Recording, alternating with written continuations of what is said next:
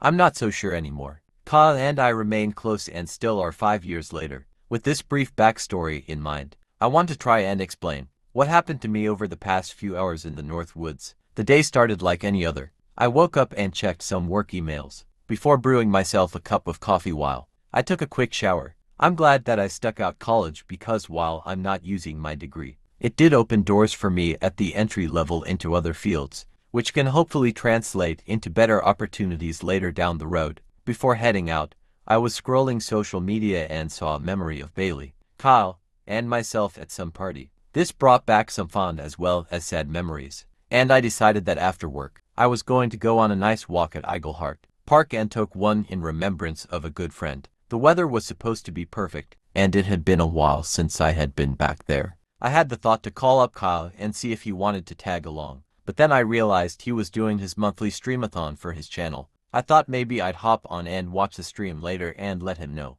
Work was work, and after I clocked out, I stopped at the gas station to get a few energy drinks before making my way to Eigelhart Park. While I live in a moderately sized city, there are plenty of country roads and backwoods, and that's near enough where the park is located. It's only a 20-minute drive to get back into city limits, but you can feel the isolation when you're there. You would think you were truly alone with nature. As I pulled into the parking lot, I had this sense come over me and it put me into a reflective mood. A lot had happened in life since being a teenager. Not a care in the world walking these trails. I sparked one up outside the car in homage to a lost friend, gazing at the trees swaying with the breeze. The sound of birds being scared off suddenly jerked me out of my reverie, and, finishing up my smoke, I decided to start my trek. From the parking lot, I stopped at the derelict, abandoned indoor pool building. I had many fond memories there. Although I was always too scared to jump off the high dive, I wondered why it even shut down, as I remember it was quite popular back in the day.